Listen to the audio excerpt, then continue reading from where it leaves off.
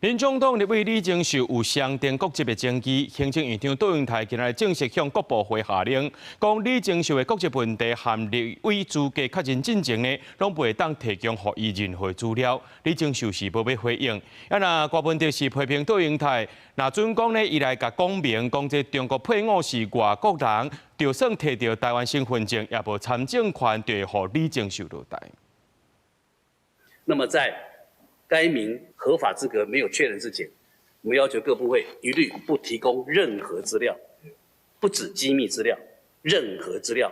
行政院长杜永泰正式下令，要求各部会在民进党立委李正秀国籍的问题和立委的资格确认进程，禁止提供伊任何资料。杜永泰敢会接受李正秀的质询？行政院嘛表明态度。因为李女士她的户籍跟国籍的争议还没有办法厘清，那院长是否会接受她的质询？我想院长称呼她为李女士，这个部分也已经很清楚了，答案应该很清楚。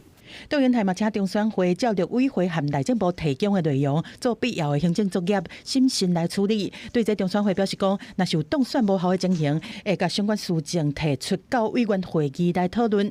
立委会指出讲，3月会找相关单位开会，研议精进参选资格的查核机制。如果你怀疑某个人的警察身份，那你会接受他的讯问，还是让他进来搜索吗？因为我们到目前为止，我们对李珍秀女士的这个适格性这个疑虑一直没有消除所以政府各个部门未来都会用同样的态度。对行政院小人刷的动作，李正秀是无做任何回应。民众党团是大骂杜永泰等官员唔捌宪法和两化人民关系条例，比作现代的赵高集团。尤其当初提名李正秀做不分区立委的民众党前主席郭文哲是火力全开。今天你要是讲说陆配是外国人，陆配即使在他拿到身份证，他也没有参政权，你敢明着讲，我们就让李正秀下来。不要把国家的时间浪费在搞这种事情上面。我们还是按照国籍法的规定，然后来认定，如果有双重国籍的一个状况的话，那我们当然在